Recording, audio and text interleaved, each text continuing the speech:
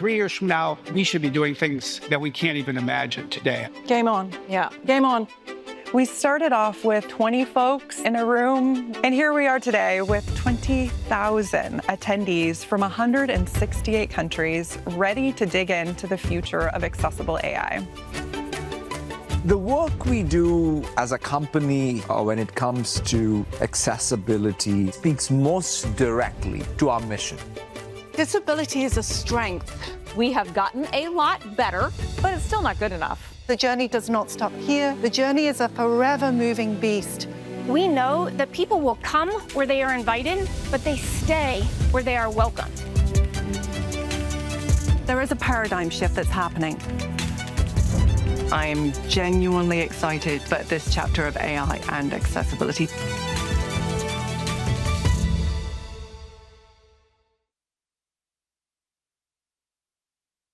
Please welcome to the stage, Jenny Lay-Flurrie.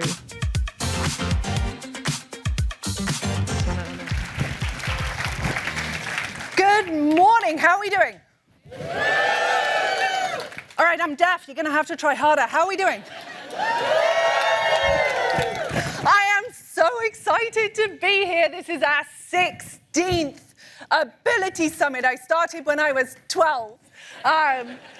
It is really humbling to be back on this stage. Give me a bit of a sign. How many of you is this your first? All right, there's a good smattering of hands in the room. I love that. How about fifth? Or less? How about 16th? 3 of us. The reality is that this started with very, very small beginnings. And because of the real partnerships, the energy, the determination of individuals in this room, it has led to some incredible moments. And it started in this very building. It started with a gang of 20 people from our employee resource group getting together to share lived experience, to see how we could figure out how to make technology better for everyone. Today, we welcome a global audience. I met some amazing people in the corridor earlier that are here from the UK, that are here from the Netherlands, that are here from remote parts of the world. I love it. And we are here again to build the future of accessibility. We absolutely love that you're here. And I have to just say, I love that over the years we have created a family with our crew and partners that make it all happen. They really are family to us. But it's about what you do today that really matters. And that's what I want to talk about. Because Ability Summit is about empowering with technology, listening into action, and generating innovation for the globe. If I think about where we have gone in time, we have created some really powerful advances. It started with hardware. We are a nerdy, gorgeous company, and it started with building technology like the adaptive controller in Xbox, and the inclusive tech lab, which is on its version 2 and has welcomed how many thousands? I think it's 6,000 visitors so far. Software that has now become as ubiquitous as spell check. And of course, AI. Seeing AI was actually our first AI app for Microsoft in 2017. I saw Saqib in the room earlier. It's now powering devices in everyday experiences.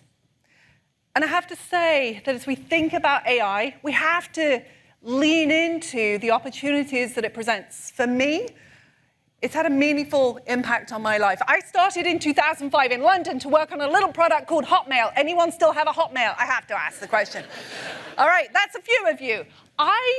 As a deaf individual, deceptively deaf, I had to request captioning with a 48-hour notice period. Every time my meeting changed, I had to change that human block. Now, I turn on captions in every meeting. In fact, a lot of you do. I put transcripts on, I have sign detection, and I get meeting notes at the end. It is technology that is powering me to be an independent, deaf, disabled female leader. And that means a lot. It means that I get to schedule my daughter's college visits and doctor's appointments. She should be scheduling her own. But it also led to really understanding the power of how accessibility can become endemic. Over the last 16 years through Ability, and through the last decades, 30 plus, of building accessibility into our core infrastructure here at Microsoft, we have created something special. We're not done, far from it. None of these features happened overnight. Nothing that this team and the many individuals in this room, no matter whether you work for Microsoft, you work in a nonprofit, an advocacy policy, or another company, your work, I know, is not easy. But what you do is so important. And by doing it thoughtfully, you are building a foundation that can actually scale to companies as large as this one, 238,000 employees, a little bit different to 2005. I think we had 46,000 people then. Systems thinking, principles, governance frameworks, I'll say that again, not government, governance frameworks, and partnerships that enable new, innovative ideas to take hold. As a very dear friend of mine says in New Orleans, accessibility, I'm paraphrasing maybe a little bit, accessibility is not easy, but it is awesome. Did I say that right? Awesome. I do not have a New Orleans accent for those in the room. That was a terrible attempt at it. I'll say y'all next just to keep you grounded. But what does that mean? Well, a few months ago, I had the incredible privilege of stepping into a new role. It's a broader role focused on trust, trusted technology. I'm not the first in this role, I am the second, but we have a lot to do. It is about building trusted tech in an era of AI, with a focus on building AI responsibly, safely, with privacy in mind. Technology that empowers society, including local journalists, some of whom were actually here in Washington in our campus yesterday. Resilience, managing risk thoughtfully, carefully, and of course, accessibility. It is a challenge, folks. I don't know that I've slept much in the last 90 days, in a good way, because my brain is hurting. And I love that. I love learning. But what I have is the foundation that we built in this room. And I need you to keep going and go fast, because we are at pace, we are at speed. Technology is evolving very quickly. We have over 6,000 products here and models that are launching every day, not just Microsoft models, but of course, those across hyperscalers that are coming out every hour of every day. Our job is to make sure that they are grounded, to extend the benefits that I personally take advantage of, and as we all do, and mitigate those harms. So how do we do that? We do it by learning and leaning on everything that you live and breathe, focusing on those principles that start with empowering every person and move mechanically into how we build and how we operate. Governance with guardrails that work at speed and scale, and listen always to the feedback that you have. And accelerating with skilling and partnerships to create AI literacy. This framework becomes essential as we think about how do we scale to this time and this moment to make sure that we continue to unlock something that I know is core to me and core to all of you, the opportunity for disabled people around the world. I want to give you one quick example of how this comes together. Very material. And it all started, as many things do, with a text message from an incredible leader, a lady called Sinead Burke. Sinead Burke is the CEO of Tilting the Lens, based in Dublin. Some of you may have seen her, for those on the social media realm, on the Met Gala carpet recently, changing how the Met Gala works. More inclusive for people with disabilities. That's one hell of a staircase, by the way. She had a big problem to solve, and she did it. She sent me a picture a couple of years ago of an AI image-generated picture of herself as a CEO, working, taking a Zoom call, partnering with her team. The image, as a little person, wearing a fashionable leather jacket. Let's just say it was shockingly bad.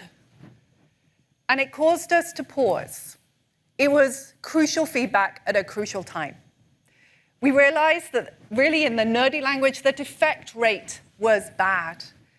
The image generation was coming from libraries that had been garnered from websites around the world and language libraries that just didn't represent little people. It didn't represent many other aspects. It was not responsible AI. It did not have the right principles, governance around it. So we had to fix it. Now, the solution won't surprise many of you. It came from partnership. Partnering with Be My Eyes, Kilimanjaro, Blind Trust, Tilting the Lens, Little People of America, to not just explore the gaps, but fix them. And we did by putting their images that are authentic and representative into our models. The results, as you'll see, are powerful. That image on the left was the image that Sinead created just this year. This is a powerful example and one of many as we go forward, and you're going to hear so many today. I'm kind of excited. You're going to hear this around voice, speech, image generation, video. As we extend the benefits of AI, how we do it, it really, really matters.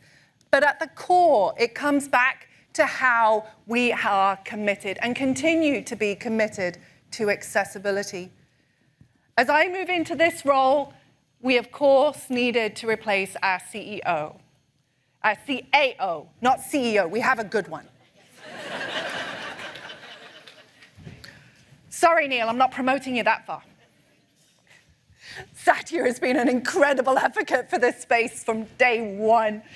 But no, a CAO, a Chief Accessibility Officer, and my goodness, did we go through an extended process. He really put himself into this, and I'm so thrilled that Neil, we were able to announce him as the new Chief Accessibility Officer just a few weeks ago.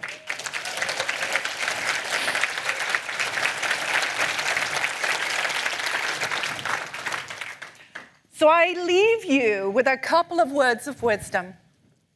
Keep building your foundations. Keep building your guardrails, your governance, and your principles. Keep telling us what is working and what is not. Find people in this room and online that you can innovate and partner with, because you can create an incredible new future, a new future for people with disabilities around the world.